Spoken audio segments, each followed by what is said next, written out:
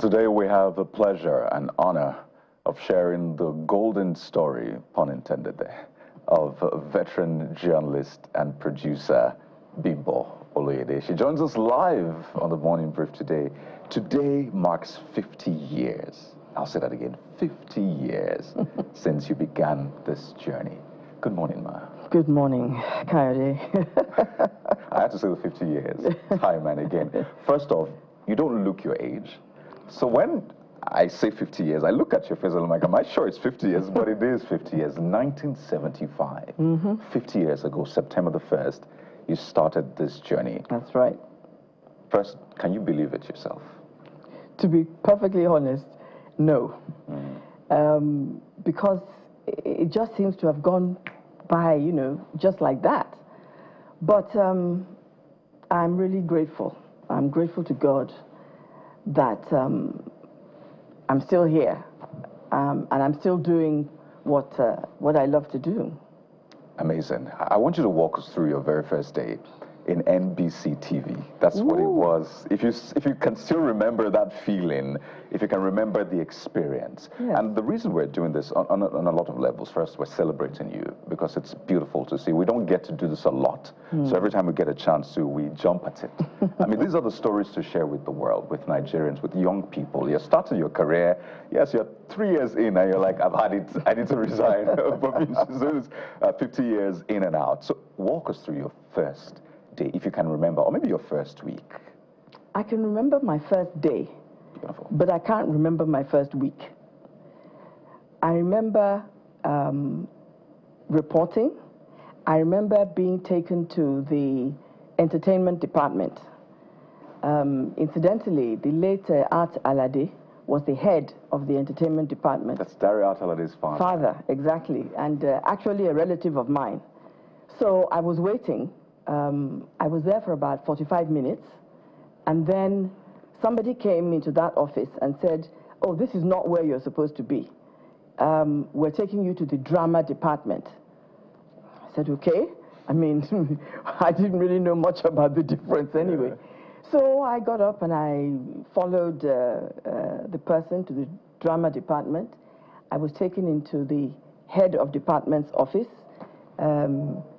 Then he was Taye Ayorinde. Now he's Elder Taye Ayorinde, and he's still alive, and he's 90 and about 2 or 3 months. Wow. Yeah, so I was taken into his office, and then he called in the person who was the, well, let me say the head of the producers at the time, and introduced me and said, oh, this is Patricia. My name is Patricia, my first name is Patricia. So he said, this is Patricia Roberts.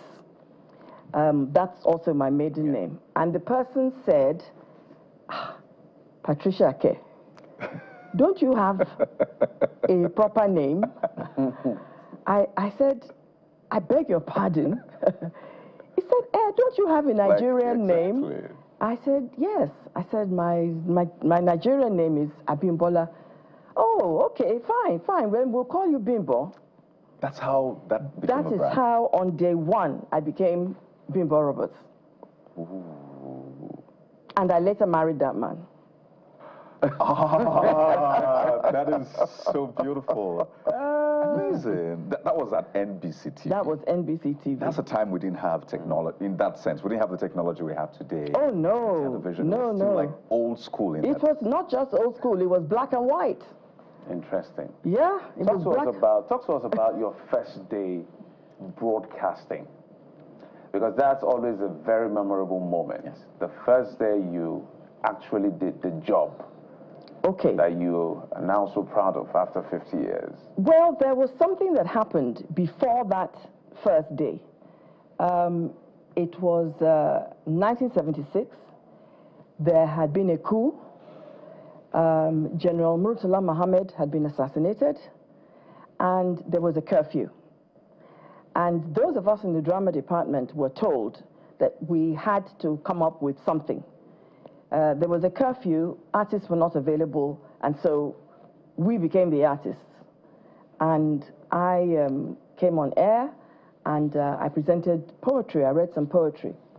And Well, it is from that poetry, actually, that I was given literally 24 hours notice, about 2 or 3 weeks later, that we are going network. The news is now going to be presented by men and women. And we saw you read poetry. We think you can do this. Get ready. And I was in my controller of programs office. Funnily enough, Oloyede was there too. And I looked at him as if to say, is she? He said, oh yeah, she means it. She's serious. Get ready. So the next day, I reported to the newsroom, and I think it was about around 7. And I was going to read the news with late Ikenna Ndaguba. And we were given scripts. We rehearsed. It took us maybe about 30 minutes, 45 minutes to rehearse. And at 9 o'clock, the drum rolled. And we read the news. Did you freeze? I've heard Larry King talk about his first experience. He froze and I had to come and I said, this is broadcasting. Speak, come on. No, what was the experience like? I didn't freeze. I didn't freeze because for several years, whilst I was at school, I had been, yes. Well, I had been practicing without knowing I was practicing. But I had been practicing, actually, because I had taken elocution lessons. I took part in public speaking. I took part in drama festivals. So I was used to audiences. I wasn't used to the camera, but, you know, I just regarded the camera as another audience. And yeah, we cannot have you here and not take lessons. When we speak to persons like you, I always say you are a benefit of hindsight. You started broadcasting before I was even born. So you are a benefit of hindsight. So if you help us by, let's say, 1975 to 1985 to 1995 to 2005, this is 2025, 50 years down the line, if we were to unlayer every 10 years and what has changed besides technology in terms of quality of broadcasting, what would it be for you? That's an interesting question. 75 to 85, innovation.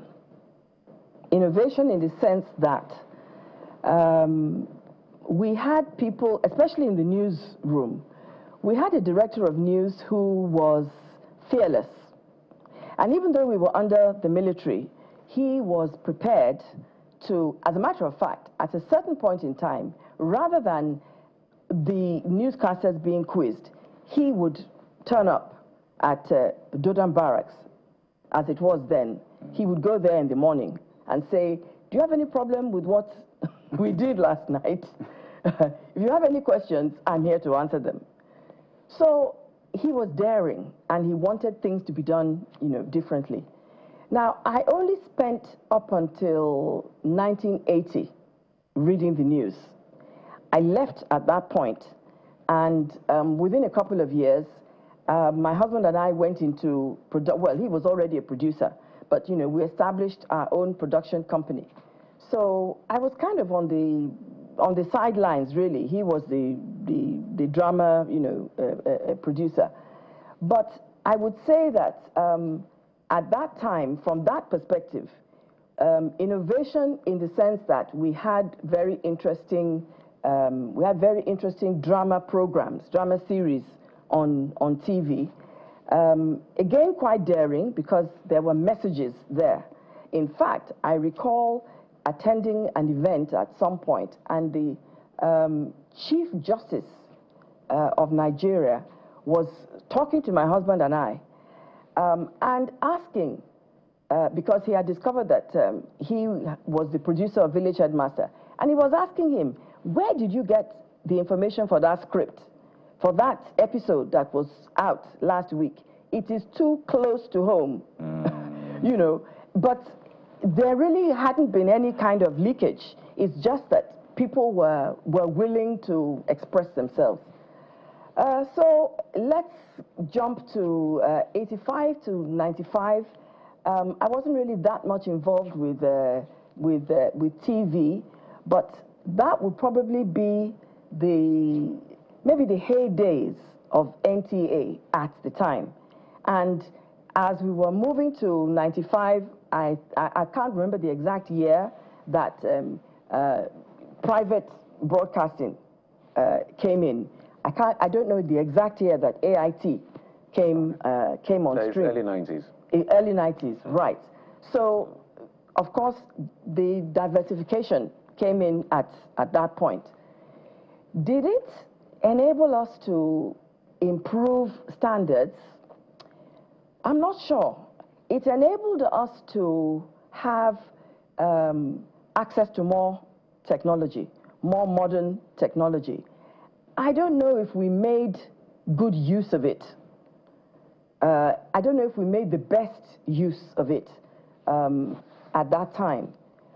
Okay, so 95 to 2005, now we had many stations, many radio stations, many TV stations, many more practitioners. I think we were getting to the point where people who were in front of the camera were beginning to lose a little bit of sight of what they were meant to be doing there. I think people began to, with recognition, let me use that, with public recognition, it seems to me as if some began to lose track of the responsibility that had been placed, you know, in their hands, and maybe I don't know, becoming a little bit too used to the idea of the recognition and the adulation. You've done well. Okay, where have we got to? 2005, and today? And today, in 30 seconds. Today, basically, I think the issue is that there's a big push and pull between doing the right thing and being in the public eye. All right. There are two things I must ask you within the time that we have, ma'am. First, I mean, they tell you Ronaldo, one of the best footballers, but he has one regret. He's not won the World Cup. Do you have any regrets? And I know some people shy away from that question, but I mean, it's a thing. Do you have something that you wish you could have done, you still want to do? Second part of my question, it's more like a request. I want you to sign off as though you were signing off on the news today. Sign on and sign off the news. Can I remember? It's 10 years since I stopped reading the news on channels. You know, I missed that, so maybe this is my way of trying to relieve that. But more importantly is the regrets bit. Do you have anything that you look back and you say, I wish I had done this? I think I would have liked to have presented some other types of programs, not just the news. I got it into my head, and I don't think I was wrong. I felt that being a news anchor, you know, required a certain type of attitude or a certain type of behavior. So some of the kinds of programs that I would have loved to do would not have resonated well with being a news anchor. You would have watched me on the news, and you would be thinking to yourself, is it the news that she's reading, or is it that program where she was saying all sorts of odd things? Yeah. You know, there'd be that kind of dichotomy between. So I would have loved to have done certain other types of programs. And I think I may still do them. Ah, because you're only just 71. That's all. I mean, you don't even look it. I'm always thinking you're 50. But it's always a pleasure to speak with you. I mean, Thank you very much. You radiate such power, such grace. It's interesting how you combine it. And your demeanor is so calming. You appear and I'm like, no problems anymore. Before, do you have an event coming up anytime soon? Just to celebrate that? To celebrate the 50 year? Yes, I have. Yeah, actually. If you can do it in 10 seconds. Okay. It's actually a book. Okay. Yes, it's a book that I've invited a variety of people to write articles about different aspects of the media. We're editing it at the moment. And I think probably early next year, we should be launching that book. Something that students of mass communication should be able to benefit from, because there are many experiences that many of us have had, and it's never been captured. Always an honor.